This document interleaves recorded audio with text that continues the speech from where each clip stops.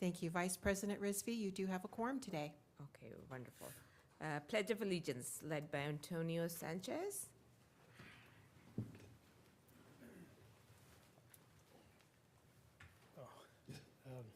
Hi, morning. My name is Antonio Sanchez. I'm a wastewater operator here at Western with the wastewater team. I've been here about just over a year and a half now, and yeah. All right. Sorry. Welcome. All righty. So if everyone will join me in the pledge of allegiance, please place your right hand over your heart. Ready to begin?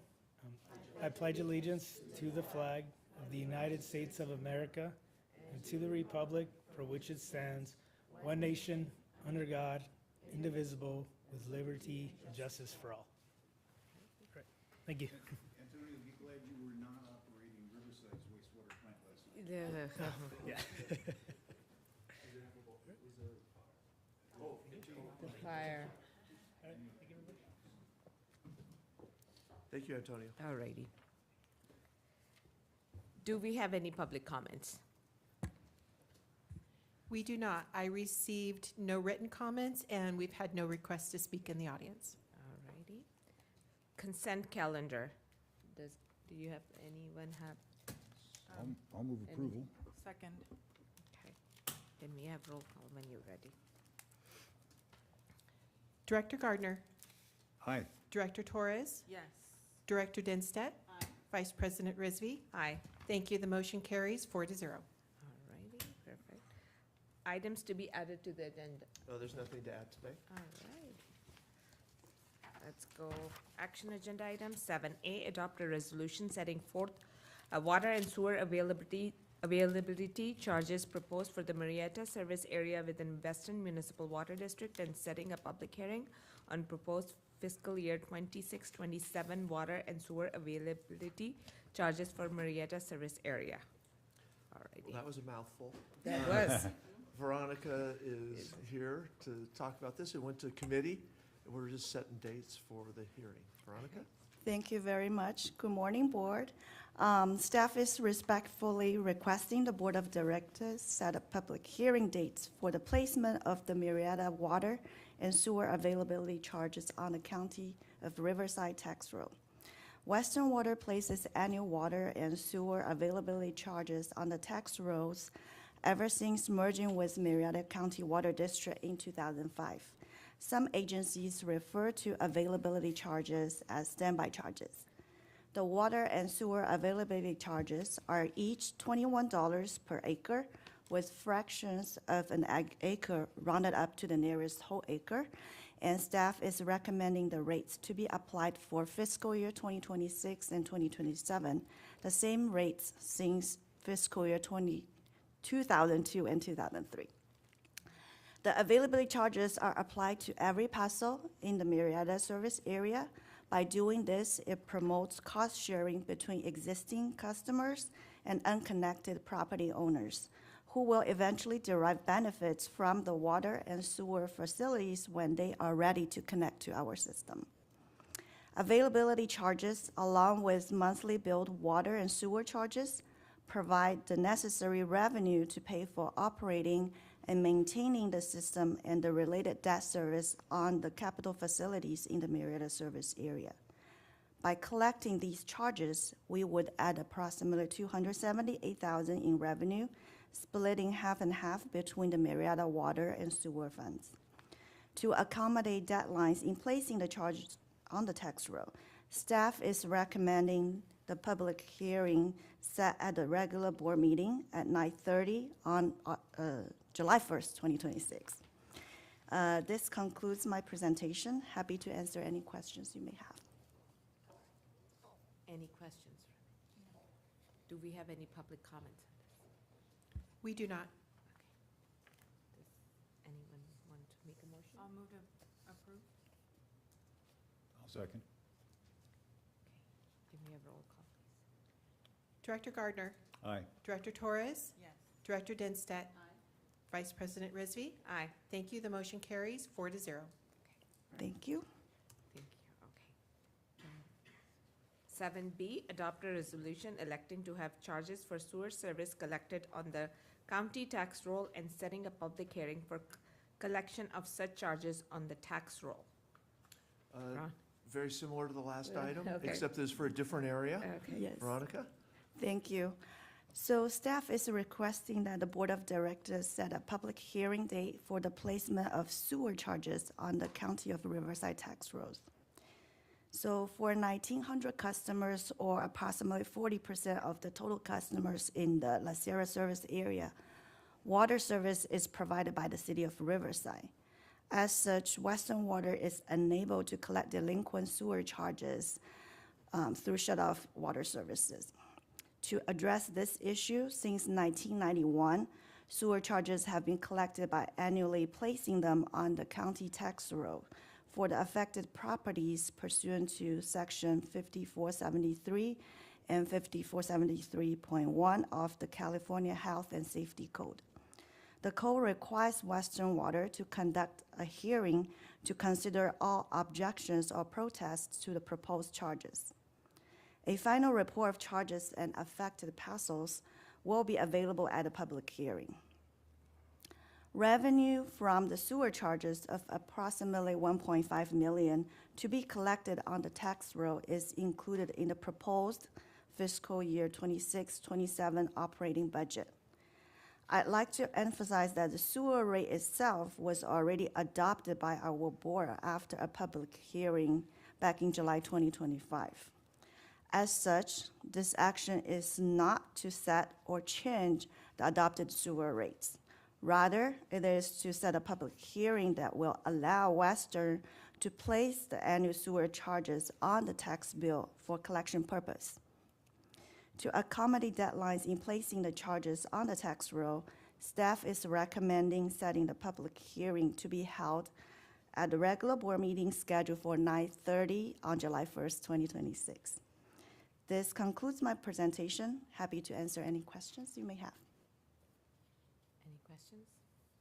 Do we have any public comments? We do not. Okay. Second. Can we have roll call? Director Gardner. Director Torres. Yes. Director Dinstead. Vice President Risby. Aye. Thank you. The motion carries 4-0. All right, thank you, Veronica.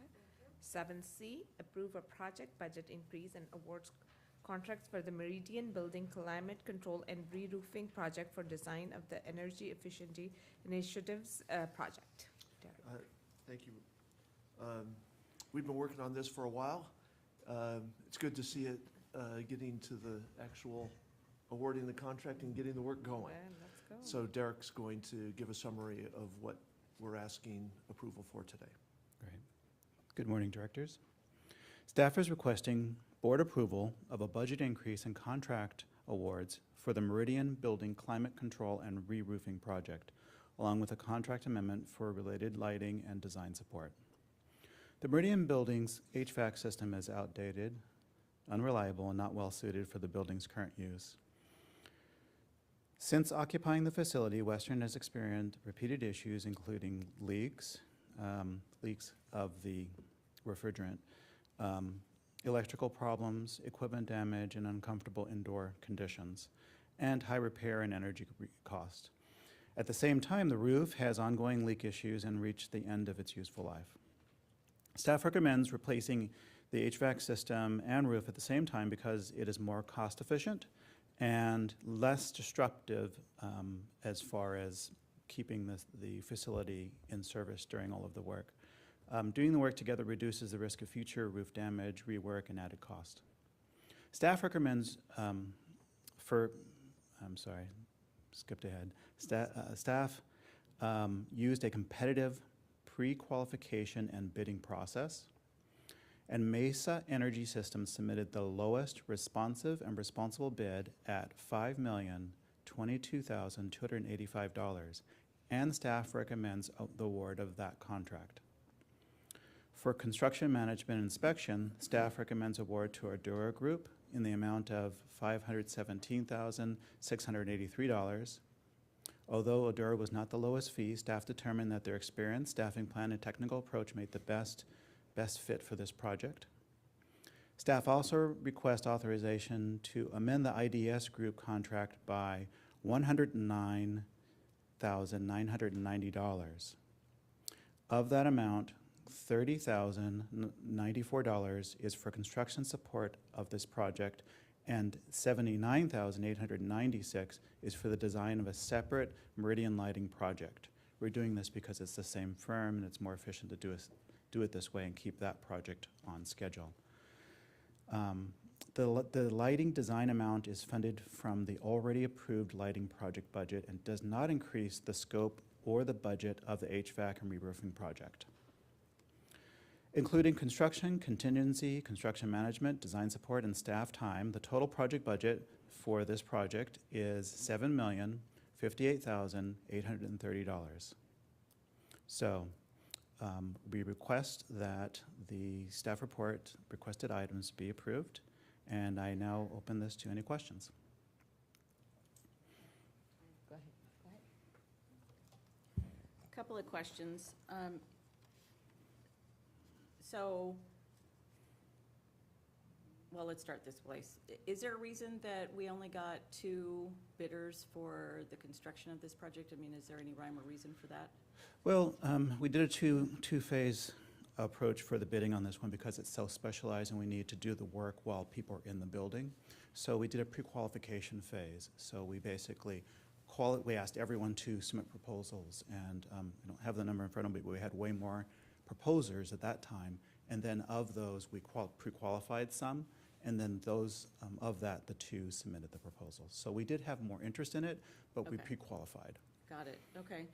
And as far as the bid is concerned, I mean, there's a gap between these numbers. I mean, they're not close. So how comfortable are we, I guess? I mean, I understand you do, it hit all the things, but it always makes me nervous when we've got this much spread between the numbers, so. Yeah, understood. I just spoke to the, No, I get that, and I just want to make sure that, again, my thing is they're not going to come back with change orders hoping that they're going to make up the difference now, so, because I'm your no change order girl, so. right. Well, I did we're- s- But we're required to go by their bid. So, we can't say, hey, are you sure? It's their bid. So No. we'll, as we do with all the projects, Derek and his team are very engaged in watching over the project. Every single issue is reviewed by our staff to make sure that it's appropriate and fair. So we'll just treat this like all of our other projects. What, and to, sorry, just to Piggy, the original amount was design, right? It wasn't for the entire, the original amount that was budgeted was for the design. Yeah, Right. That's correct. The It way We didn't just take a $6 million jump, it was the. no. There were no, 2 and- different, but like okay, it was. So, that's a great lead into our budget that we just had a presentation on at our workshop, and unfortunately, you weren't able to be there, but we're trying to fix this. Yes. Because staff decided that when the board now adopts the 2-year budget and the 2-year capital plan, we're going to adopt budgets for all these projects. Because our way that we've been doing this is that we come to you as we award it and we increase the budget for the award. To me, it always looks like we made a mistake made a and all of a mistake. sudden there's a $6 million change order, which isn't the case at all. So we're gonna change the way we do business in the next fiscal year so that you don't have to ask these questions, because it does appear that, oh my gosh, this was a $6 million change to what we were planning on doing, and it's not. Right. The way you asked the question was right. We moved to the next phase of the project. It's the construction, it's a lot more expensive, but it wasn't a budgeting problem. It was just the process that we used to get approvals through the board. Yeah, and so I just wanted to be clear that that original budget was for the design and bidding package, all those things. Then we got the bids, learned what this is gonna cost, and now that's why we're asking for more. So it wasn't, it's not, Right, it just doesn't. right.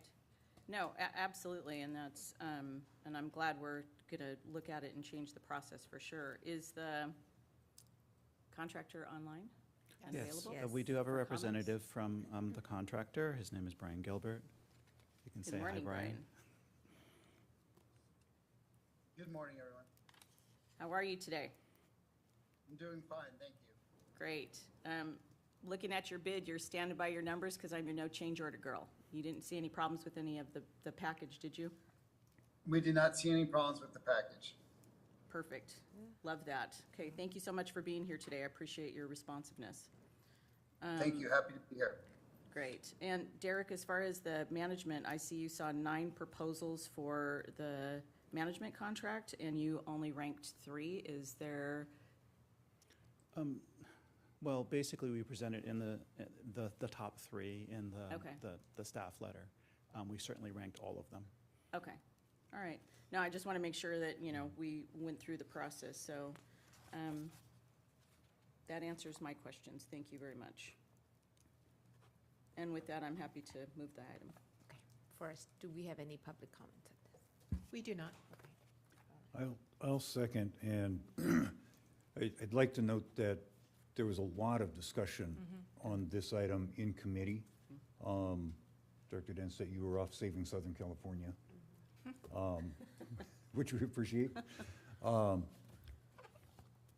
And we did go through a different process with the pre-qualification, and at the time that was presented, there was quite a bit of explanation as to why we wanted to do that, because it is a different kind of a project than we normally do. Yeah. So I'm happy to second it, and I will be even happier when it's cool inside when it's hot and warm inside when it's cold. I want to just piggyback on that yes, this has been heavily vetted, including how we bid this particular project and the processes and procedures we put in place for future projects of this nature that are a different, special. And so I want whatever it takes to make you guys happy, so. And you work and you design and you take care of our community. If that means better AC and no leaks, I think it's a good thing to do. All righty. Okay, can we have roll call, please? Director Gardner, Aye. Director Torres, Yes. Director Dennstedt, Aye? Vice President Risby. Aye. Thank you. The motion carries 4-0. Thank you, directors. Alrighty. 7D, adopt a resolution to establish a policy and procedure for responding to a disruption in technological services that provide two-way remote access for members of the public to meetings of the Western Municipal Water District Board of Directors. Okay. I know, Tammy's so excited. She gets to present an All item right, here. So excited. This is really exciting. All right. We have to check the boxes on new legislation that comes in and Okay. implement the stuff, and we track this on your behalf, so we don't drop the ball, and Tammy's been tracking this for us very carefully and is the expert on this, so. Okay, I'm working All on right, that Tammy. with the help of our General Counsel. all righty. So thank you, Vice President Risby and board members. At the February 18th, 2026 board meeting, the board unanimously approved implementation of Senate Bill 707, teleconferencing provisions allowing board members to participate remotely under certain circumstances. SB 707, which was enacted in 2025, requires eligible legislative bodies to adopt policies addressing how meetings will proceed if technological disruptions prevent the public from participating remotely. Although Western Municipal Water District is not statutorily classified as an eligible legislative body required to halt meetings during disruptions, staff and legal counsel recommend voluntary compliance with SB 707 standards to support transparency and public access. Western Water has provided two-way audiovisual and telephonic public access to meetings since 2020 and already operates largely in alignment with SB 707 requirements, including the halting of meetings. The proposed policy formalizes procedures for responding to service interruptions and ensures consistency in handling disruptions. I have worked with General Counsel and our IS team to make sure that the policy fits within our parameters and meets our cybersecurity requirements as well. Key benefits of the adoption of the proposed policy include establishing clear procedures for staff and the board during technology disruptions, ensuring meetings are paused when remote public participation is interrupted, maintaining transparency and public access to board deliberations, reinforcing Western Water's commitment to open government and meaningful public participation, and it also will support potential accommodations for board members who need to participate remotely. Staff recommends that the board adopt Resolution 3381, establishing a formal policy and procedure for responding to disruptions in telephone, internet, or other technological services that support two-way remote public access to board meetings in compliance with California Government Code Section 54953.4, the Brown Act, and Senate Bill 707, also known as SB 707. And I am happy to answer any questions you may have. Questions? Thank you, Tammy. You're welcome. No. Do we have any questions? Okay, Move to approve. okay. Assuming there's no public comment. I was going to ask her, do we have any public comments? We have no public comment. All right. We're not interrupted? Okay. We're still We are on air. currently not interrupted. Okay, Okay, then I'll move. Second. all righty. Give me a roll call. Director Gardner. Director Torres. Yes. Director Denstedt. Vice President Rizvi. Aye. Thank you. The motion carries 4-0. All righty, thank you. Item 8, reports, general counsel report. Good morning, Vice President. I have nothing this morning. Okay. General manager report. Okay, I've got 2 pages this All time. I don't know what's right. happening. Okay.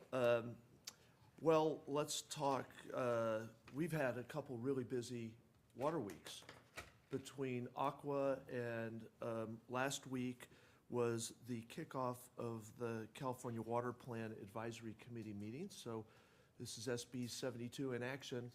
I went up, Sarah attended also. Sarah is backing me up on this. When I can't attend, she'll be attending in my place.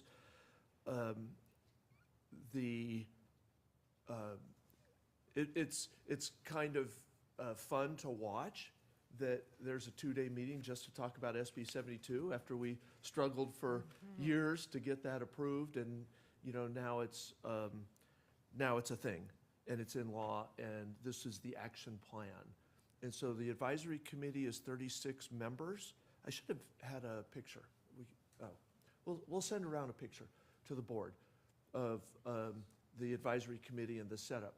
So you have a big horseshoe of 36 people. DWR probably had 20 to 25 staff members in the meeting because they have to do all this work. And so they want to hear the discussion for the advisory committee. Interestingly, probably, I don't know, maybe half the advisory committee are not really water people. They're from other areas, other sectors. And the bill actually required other sectors to be part of the advisory committee. But as DWR formed the advisory committee, they kind of took it a little bit to a new level. And you have quite a few different groups represented there, which is great. The challenge for DWR is some of those people aren't really water people. They're representing environmental justice or environmental community or tribes or other things or business. And so DWR felt like they really need to step back and explain California water. And so this was a 2-day meeting. So the first day was kind of in why are we here and what's water all about in California. And then the second day was about, well, what are some of the different options that we have to build 9 million acre feet. So really good meeting, great kickoff. It's going to spur all sorts of other activities. There's going to be local caucuses and local forums. There were comments about, well, how does the public get to participate in these? These meetings are all public meetings. They have, I don't remember the name of the state act. It's kind of the equivalent of the Brown Act, but for state groups, where it has to be a public meeting. So we actually, DWR is actually planning a dinner for the advisory committee the night between the 2 meetings so that we could all get know one another, and that got nixed. Because it could have been thought of as a violation because the public wasn't going to be at that dinner, so they had to cancel the dinner. But there's going to be local caucuses and local forums that will have our local agencies and community able to provide input into the process. The advisory committee will be responsible to make sure that those messages get carried forward to Sacramento and to the rest of DWR. Now, DWR is going to be here and they're going to hear it. They're going to run these meetings. They're taking a lot of ownership. Carla Namath did 2 different presentations over the 2 days. So she's really, really engaged and really excited about the process. Joel Metzger led numerous, he's the deputy who's in charge of this. So great engagement. It was really encouraging to see how seriously they're taking it. And, you know, they look at it as a phenomenal opportunity. The money that the bill got them, we'll see in the budget, but they've asked for $6.8 million for the first 5 years. That hires about 30 people for DWR to do the work. So that's big. They have staffing challenges, and so they really appreciate the effort to get them the resources to do all this really important work. So there we go. The Bagley-Keene Open Meeting Act. Didn't know about that, but now we do. And we're in full compliance. Aqua Conference. If I can just add, Sure. I think this will be a benefit to the board. Something that DWR emphasized was the importance for this process to be different than past processes, was to advance information and content in a way that's plain language and relatable. And to that end, they also want to maximize that public engagement and visibility. So they have launched a brand new website, californiawaterplan.com, complete with a registration link so you can stay updated. They'll be posting all of their meeting videos, materials, things like that there, along with upcoming meetings when those regional forums will be happening. So a lot different than in years past, and we'll be making sure to stay very coordinated and supporting those efforts as well.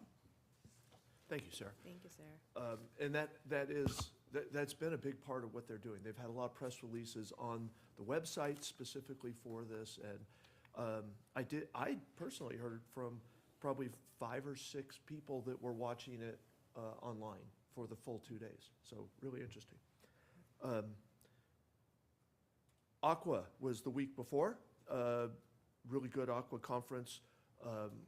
Great sessions, meetings on the side, in the hallways. It was really good. I was very fortunate to be able to participate on a panel on SB 72 and implementation. It was how do you move from the bill to changing water. So Carla Namath was the moderator of the panel.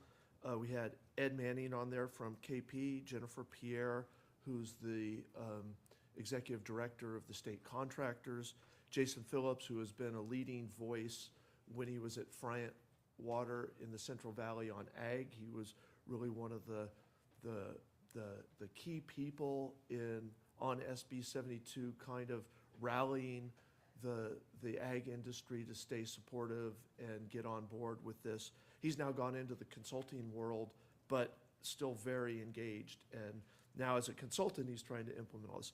And then myself. So I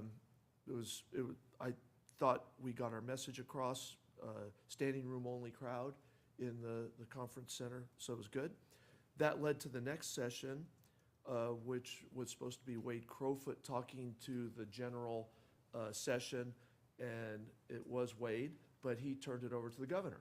And the governor made a surprise appearance and did a really amazing speech for 30 minutes with no notes, talking about kind of the history of water in his tenure and how important it is that we make better progress on water. So great to hear his messaging, and he felt, like he's put out several of his own water strategies over his term, and he's really glad to see that there's now quite a bit of movement on water issues. And did mention SB 72 by name a couple of times. So that was great, really good conference. One of the better conferences I think they've had recently. They also announced Carla, sorry, this is like I buried the lead. They also announced Carla Namath will be the next executive director of Aqua. So she'll be, I think she's planning to leave DWR in July, take a little bit of time to herself. She deserves it. And I believe she's going to start in September at Aqua. So we're really looking forward to that.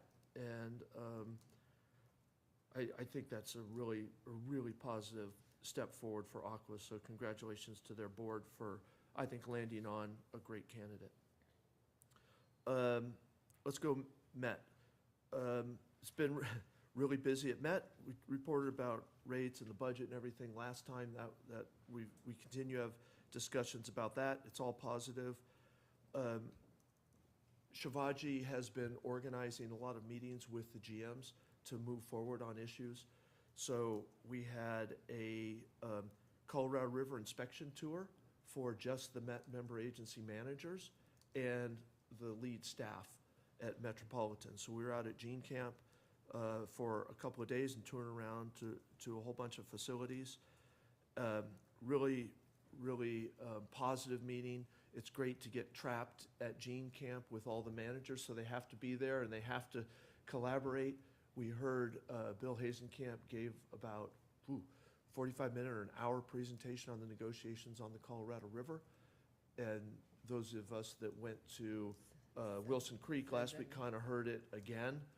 The state of California has kind of landed on about 440,000 acre feet of proposed, so they're kind of volunteering cutbacks of 440,000 acre feet off the Colorado. That is the proposal from California. In addition to everything that's been cut previously. Yeah, yes.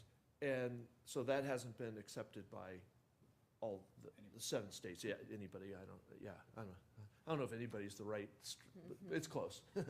There's a big gap in a resolution. And if you went to Wilson Creek, you got a good flavor for why there's such a big gap. You know, the upper basin states feel like they actually do not have any ability to cut back. They don't have tools to do that. And they think that the rest of us should cut back more to accommodate the fact that they can't do desal plants and recycled water, which I don't necessarily agree with their position on that. But really, really interesting. Probably more influential to us was our second conversation out there, which was Camp for Water and Pure Water projects. We probably spent almost 2 hours talking about the Camp for Water process and how to modify that to be more effective in giving the Met board decision-making criteria, analysis, and recommendations so that they can try and figure out what projects to move forward on. It's very, very complicated, and I think the consensus of the managers is we haven't succeeded in our task of providing the information that the Met board needs. We got a lot of work to do still. So really hearty conversation, pretty open conversation. Also talked about the business model and kind of a request to get back to the Met member agencies getting pulled back together to talk about more business model issues. We don't think we finished our job either. I went up to Metropolitan on the 11th. Shivaji did his general manager 100-day kind of summary observations of, after being on the job officially for 100 days, what are his priorities? So we listened to that. That was on a Monday night. And then I was up there again yesterday. Shivaji's continuing something that Adele started, which he calls the GM Roundtable. So it's kind of a continuation of the Gene Camp meeting, but he brings in the member agency managers for a couple of hours to talk offline about Met issues. So great meeting yesterday on that. Sites Reservoir, remember they got a preliminary water rights opinion that wasn't as favorable as we had all hoped. It actually cut about 600,000 acre feet of water rights out of what was requested by sites. I look at it from an SB 72 lens, and I'm like, we're asking the state to build 9 million acre feet of water supply. Here's a 1.5 million acre foot reservoir. And in one fell swoop by the state board, they just cut 600,000 acre feet out of a 1.5 million acre foot water supply program for the state. That's not good, in my perspective. Now we gotta, if this holds, we gotta go find another reservoir to make up that 600,000 plus whatever reservoir capacity we end up with working on with DWR. It just sets us back an enormous distance.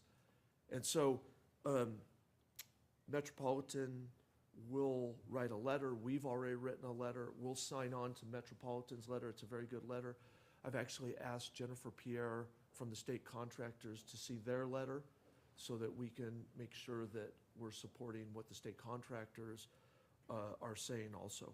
What was the reason that was rights? Because. Oh, this is too long of answer for this board meeting. It's not agendized. It's all sorts of reasons. Some of them are totally out of the control of Sites Reservoir.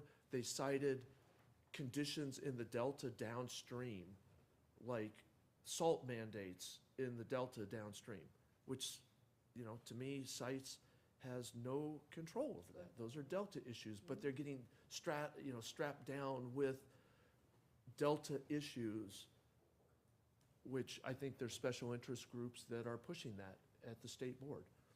So anyway, Craig, is Sites still economic at 900,000 acre feet? so that is a really big issue.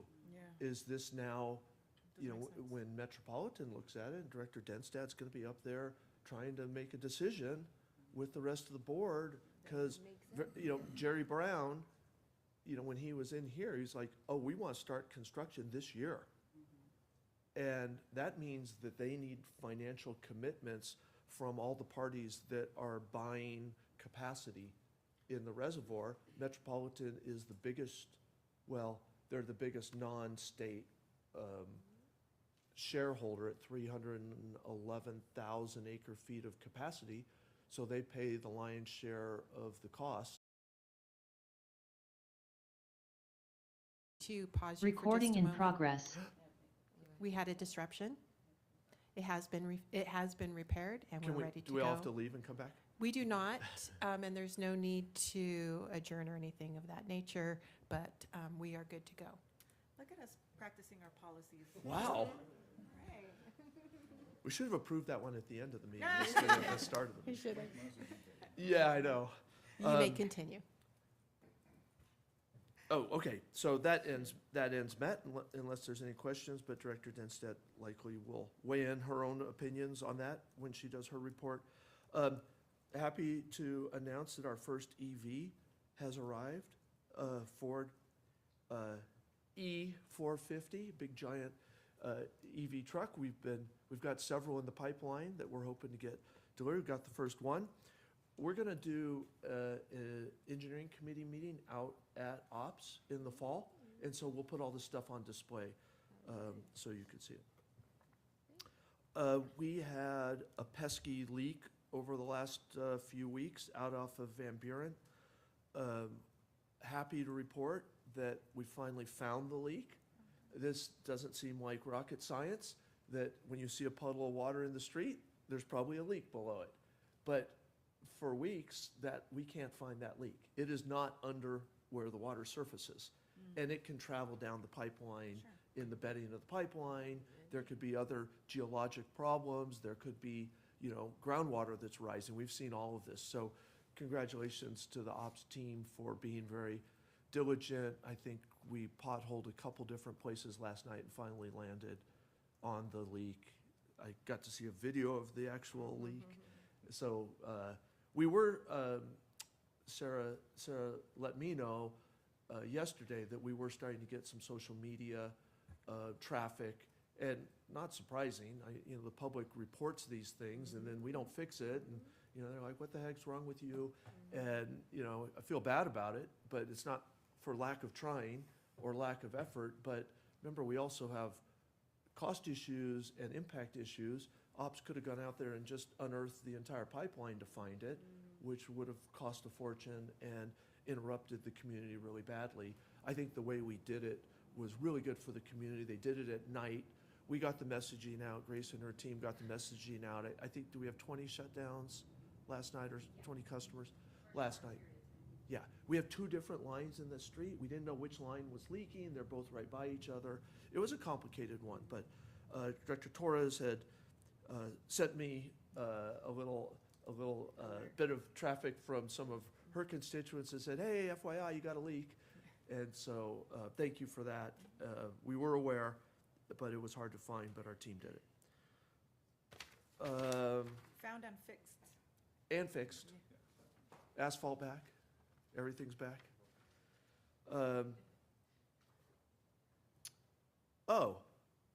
It's always good to win awards. Western won the Capio Epic Award for our Waterworks Wonders open house event. So I don't know, Sarah, do you want to, I know we had several people there.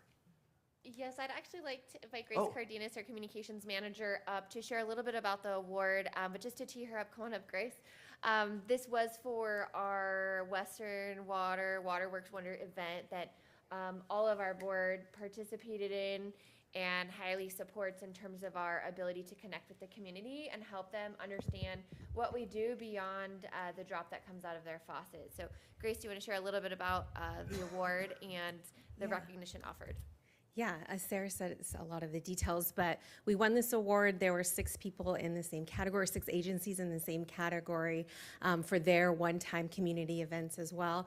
And so we were proud to take home the Epic Award, which is the highest award that we could win for this one. And Director Torres was there to celebrate with us at Capio last week. So congratulations to our team and the whole district for putting this event together. It is not easy. And we would have invited more of the team up, but they're hard at work preparing for other activities this afternoon. But to me, these awards really underscore the commitment we do have to our community. It's not about the recognition of the award itself, but our commitment to our customers. And this just shows that we are delivering best-in-class service to them. Great. Congratulations to the team. And, it's fun to win an award for a great project and program. I mean, the board comes out and supports it. The staff loves putting it on. And Grace and her team did a fabulous job. And we had some challenging, some challenging.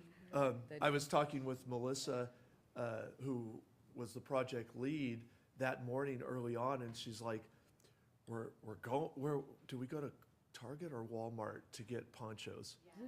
We're going to order 1,000 ponchos. And I'm like, I wonder how many times Target gets someone stopping by to get 1,000 rain ponchos. In April, yeah. So anyway, it went off great. We'll keep our fingers crossed next time that we're not burning hot or raining. Something in the middle would be great. Like California, You never know what you're getting. Yeah, smoke and fire. And we are paying attention to all the fires that are going on right now.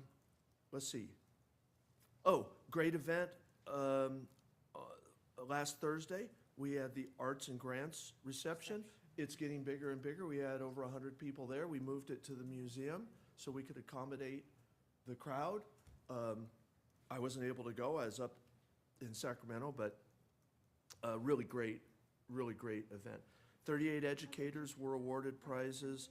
9 student artists were recognized. Water is Life artwork, and 4 college scholarship recipients were named. So Director Risby and Director Denstedt represented for us. It was great, and I've heard nothing but good things out of it. So nice event. Paul Rooks hiding in the back. I just want to embarrass him for a second. 21 years of service at Western. Glad to have him. Couldn't do it without you, Paul.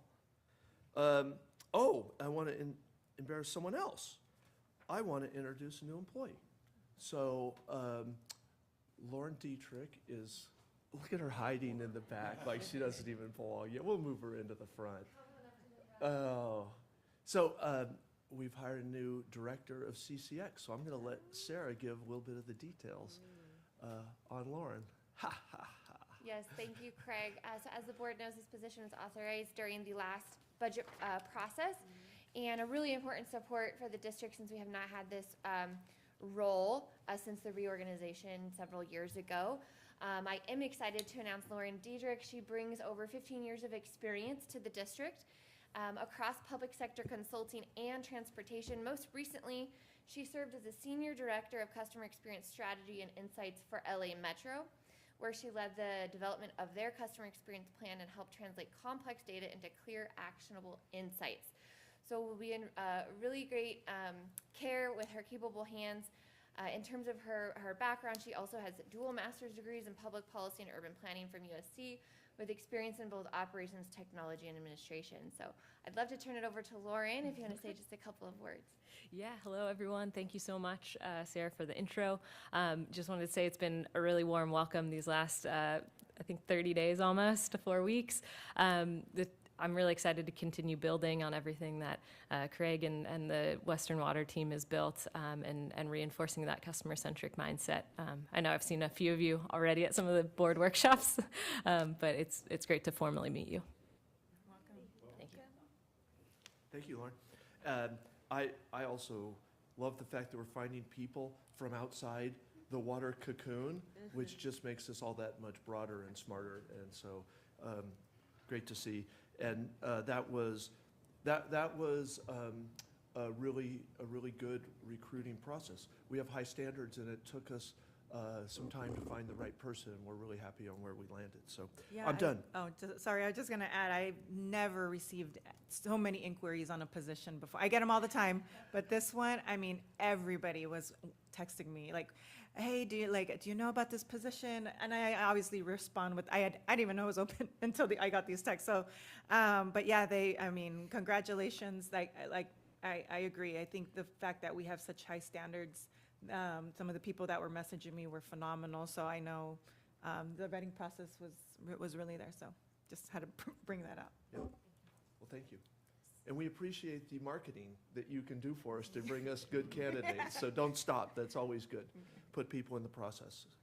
That concludes my report. Thank you, Greg. Any questions? Okay. And just, if I could, real Go quickly, ahead. a follow-up on one of the things that Craig was talking about. With Senate Bill 72, that was carried by Senator Caballero for us. If people are not aware, she is running for state treasurer. Yes. She is. So if she is successful, she won't be able to carry any legislation for us. She's also terming out. Yeah. She has my vote. That was a really quick term out. So, anyway, just information. Okay. Director's comments and requests, report by SAPA. Mike? SAPA. Here, I think I reported on most of them before, but just in case, we had a strategic plan development workshop on April the 21st at the SAPA regular meeting. That's all it was that plan. On May 5th, the action of significance was they approved a 5% merit pool and a 3.09% COLA for employees for fiscal year 26-27. And the PA 24 committee, which is the Brine line, updated the billing formula for people who discharged the Brine line. Surprisingly, the costs went up a little bit. And they received and filed a updated spill emergency response plan. The requirements for reporting spills have expanded. The types of spills, the volume of spills, how they're handled, all that has changed, and they have updated their plan to meet the new requirements. And then yesterday was another strategic plan workshop, and in the afternoon was a meeting with SAPA staff and member agency staff. I did not participate in that one. The morning one was a successful and useful, although long, meeting. And I suspect that the afternoon meeting was also fruitful. And that's it for SAPA. Met.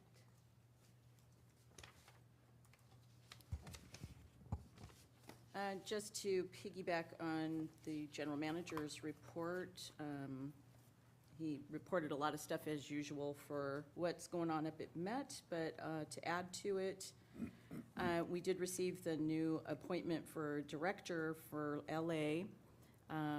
Director Daniels is coming in, and I'm understanding that she's got some water history. I have yet to meet her, but look forward to having that conversation and introducing myself. And then one of the interesting things that has happened as a point of the budget is Director Miller from San Diego Water Authority has asked that an item has been put up for discussion in regard to the ownership of the Delta Islands and what we should do with them. And so with that in mind, the chair has appointed an ad hoc committee to discuss the Delta Islands. And so Desi Alvarez, Marty Miller, Shepard, Romy, and Sutley will be on that ad hoc committee as they start to talk about what do we do with the Delta Islands. You know, Metropolitan owns four different islands up there. And originally those islands were purchased with the Delta Tunnel and all of that for sites for construction and for staging and for a variety of different things that have happened. Since things have kind of changed, now it's, should we own this, shouldn't we own this? Is there a benefit, is there not a benefit? You know, we've got a lot of investments going on up there. A lot of different things are going on with the islands. We have entered into long-term leasing agreements with some farmers up there to farm on those islands, subsidence. So there's going to be a lot of conversation, should we, shouldn't we, on top of the conversations that are going to happen this year with Pure Water, with Sites Reservoir, and what direction we should go. Everybody is kind of hoping that the Camp for Water process will come to some kind of a conclusion and a read of how are we ranking these projects or determining which should take most of our time and attention. So we're throwing a lot of, I guess, hope that this process will come to its conclusion and show us a clear path. We'll see if that actually happens or not. The general manager did, in fact, do his 100-day report and talked about how he's meeting with a lot of facilities, how he's meeting with folks, and how he's having conversations. And I applaud him on kind of making the rounds around the district. It's a large area to have to try to visit in a short amount of time. And I mean, you could probably spend a good month on the road and still have not met everybody, shook everybody's hands, and walked every facility. So it's quite an undertaking. So more to come on that. And I think he's got some additional ideas that we'll start hearing how he's going to shake all of those out and what his focus is going to be. So as that unfolds, I'm happy to report on that. Other than that, we've got just a little bit of breathing room. I mean, given the fact that we've passed the budget, and so now it's going to be kind of looking at and talking about some other things that'll be going on. Obviously, there was a big approval on the CIP, and so that is going to be, I think, forefront on a lot of discussion of how those projects are going to come forward and what's going to happen for spending that, you know, $875 million. It's a lot. In 2 years. It's a lot. It's a lot. And it's going to be a huge lift and a big challenge for staff. And, you know, when certainly while we're trying to bring in 79 positions to fill and round out things, to try to make these projects happen. And their importance, you know, is significant. We've seen a ranking on them, and some obviously rise to a more critical level and a sense of urgency to get them done first.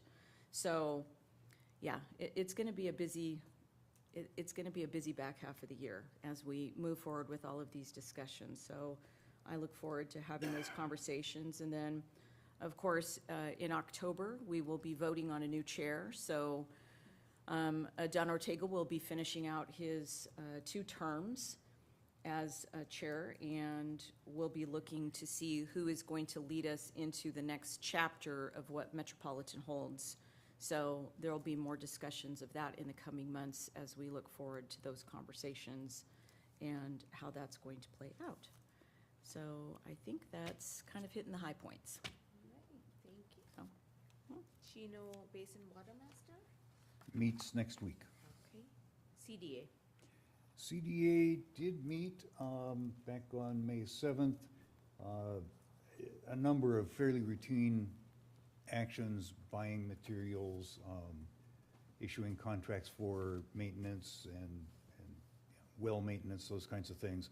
The one significant one was they adopted a resolution after a public hearing on their 2025 CDA Urban Water Management Plan, a relatively new requirement, and that was done. Right. And that's it for CDA. Okay, RICRA will meet tomorrow. And WRCOG. So WRCOG, we did have a meeting. I was pleased to have my vice chair on WRCOG, Jackie Casillas from the city of Corona, led the meeting because I happened to be in Sacramento for the Aqua JPIA. So thank you to my vice chair for stepping up and leading that meeting. There was, it was a pretty easy agenda and a lot of things that were on the consent calendar, so nothing much to report on all of those activities. I am moving to June, our next meeting is June 1st. It will be my last official meeting as sitting as the chair for WRCOG, aside from being the MC and the master of ceremonies, I guess, at the General Assembly. So I'm sure Mr. Miller is looking forward to his position as the TAC chair being off the hook and finishing out the rotation of that. But it's been definitely an eventful year for WRCOG. We are looking forward to General Assembly coming up. That's going to be happening on June 18th. I have had an introductory meeting with our keynote speaker, Tony Hawk, and we've had a tremendous amount of interest in seeing him as a speaker coming to this event. A lot of people that there's a buzz about, wanting to see him, hear what he has to say. He's a pretty grounded guy, and he's pretty humble, so I'm kind of curious to listen to what his story is. So it'll be a good way for me to end finishing being chair. So I'm really looking forward to General Assembly. So Is the president going to be on the half pipe with Tony Hawk? well, you know what? We will. Will Tony Hawk be on the We will leave things to a certain degree of surprise. So, okay, that is all I have. Right. Okay, Sarah met last week. What? This is our second meeting of the year. Oh, my God. And we're gonna be meeting in June too, so. On a roll. Yep. Okay, so a lot of it was general items. We did approve sole source procurement to Dr. Michael Welch for technical support services regarding the SRWRF report for waste discharge. And then the important part was one item that's authorize issuance of operating reserve for fund credit of $750,000 that Sarah had built up an estimated of number 750 in excess operating reserves over past several years due to operating savings and additional revenues like interest income.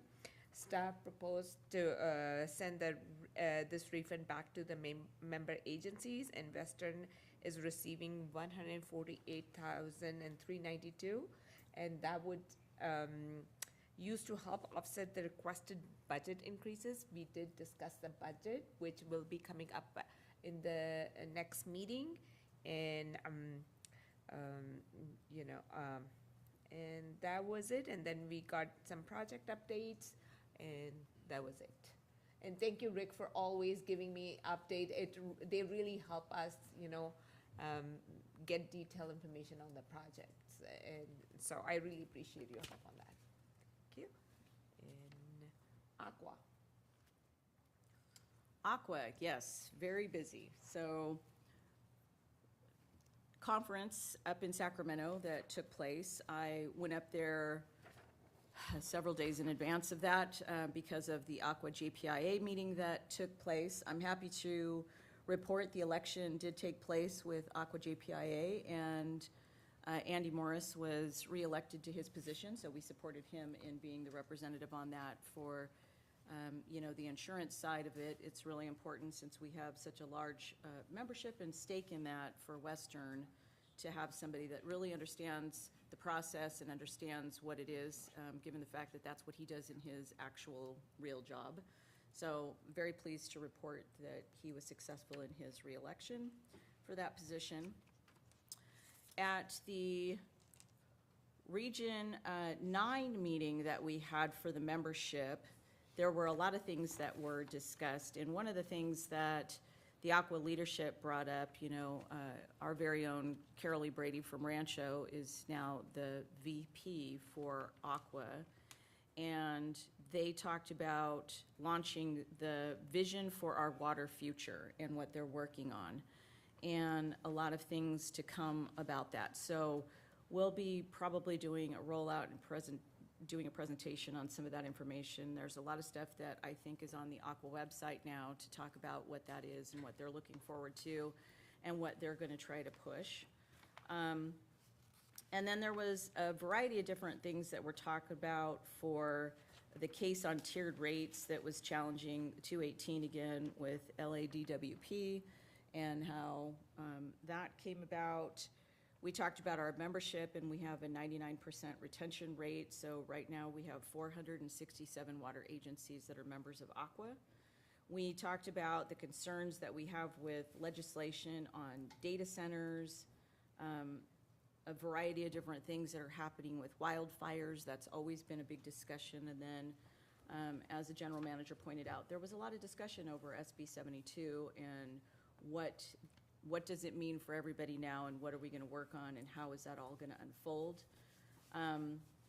Again, to go back to what general manager said, the big announce was for Carla Nemeth to be the new executive director for Aqua. So really looking forward to her leadership and what her vision is, how she's going to move Aqua forward. I think there's a tremendous amount of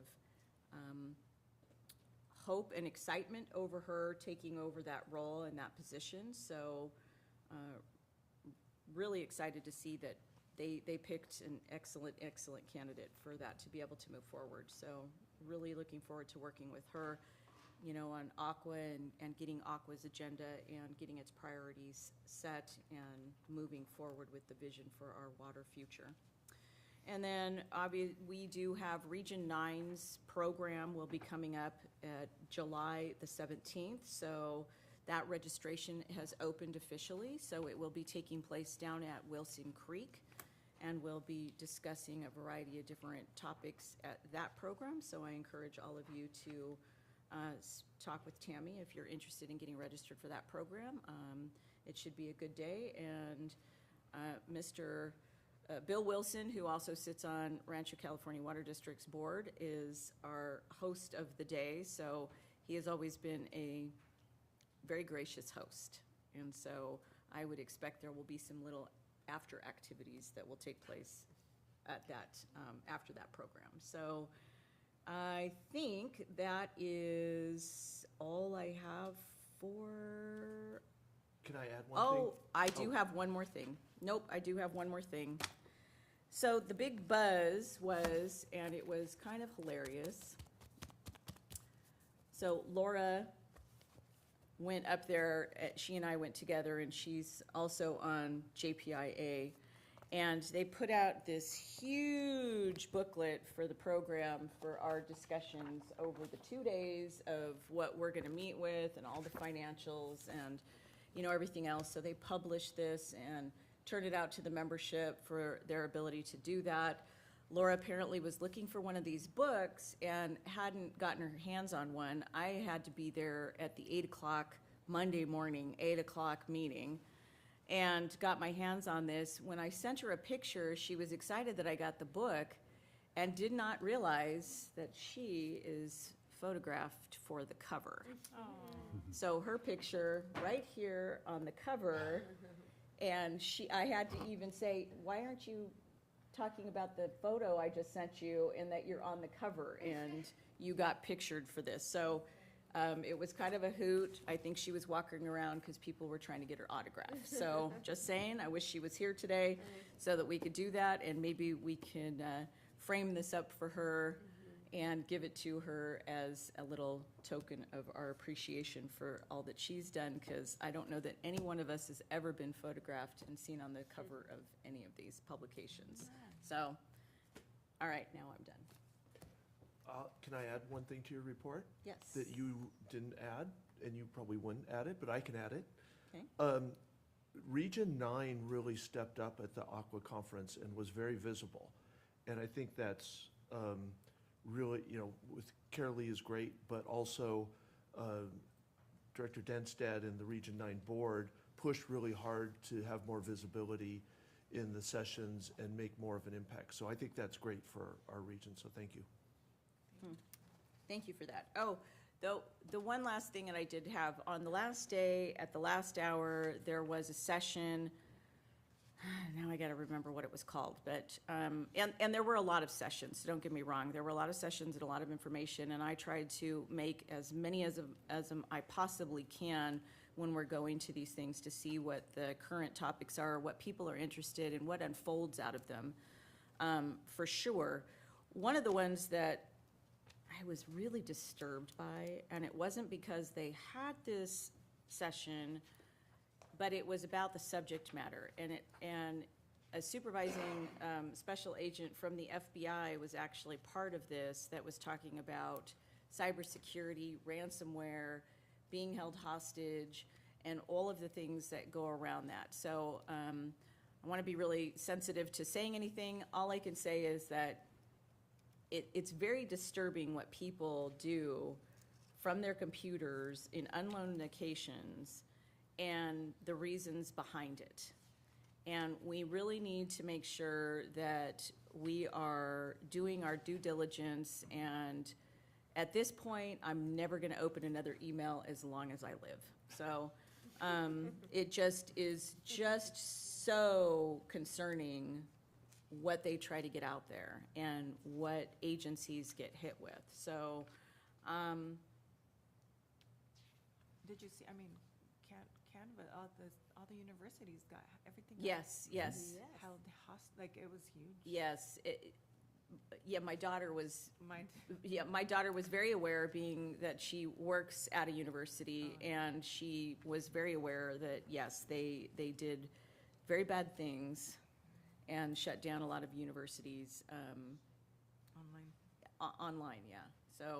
So it's the real world, and it's the world, unfortunately, that we live in, and so now we've got to spend more time, energy, money, all these things to bring ourselves up to a level of where we compete, because essentially what this guy said is, you can go to a class, you can learn about all this stuff, and by the time you leave the class, it's already outdated, because they've already gone forward with something else new, something else that's, you know, the new hot thing that they're trying to infiltrate and do.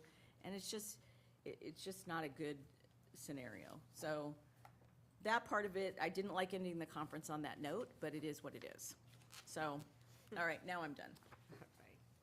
Okay, director's comments. Director Torres. Okay, so I hope everyone had a happy Mother's Day. I haven't seen you guys since April. I did not have the opportunity to go to Aqua, but I heard great things, and thank you all for being there to represent us. I did, though, get a chance to go to Capio, which, again, is one of my favorites. I learned so much since it's not my world, but one of the, I think, hot topics there was AI, the use of AI. So I think it goes to cybersecurity, but it also goes to these data centers that somehow the water world's going to get dragged into. But it does pretty phenomenal stuff. So very, very cool topics on that.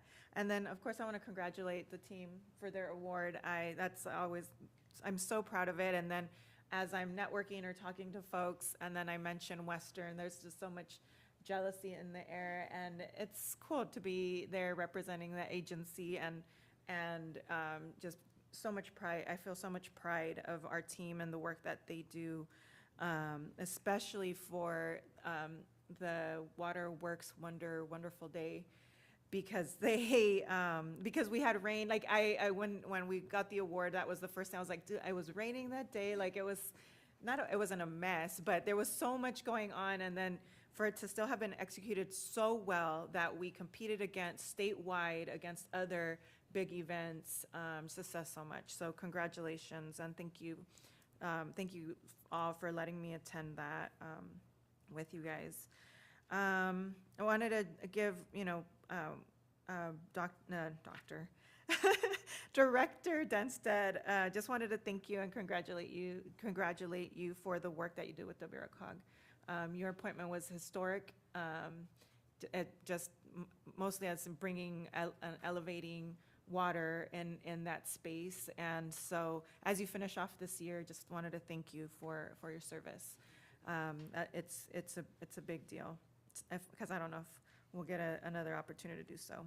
And then I am a little saddened that we didn't get a regulatory update. The Santa Ana Regional tentative agreement has been released, and I was really hoping to see what Western and the water district world would be doing regarding that. And so if we could get an update, that would be really cool. I would love to see or hear how, that is a permit that is a draft that has been out for almost 11 years. So this tentative permit could be adopted soon, and at least there's a lot of changes that can impact the water world. So I would like to see an update on that. And that's that's it. That's all I have. All right. Make sure to vote.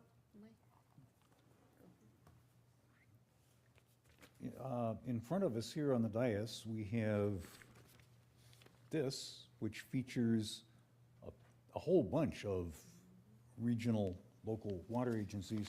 We're on page 4 and 5. Some of you will recognize your likenesses. So it's good information on all of our local agencies, and I recommend you spend a little time going through it. And that's it for me. Well, actually, one last thing.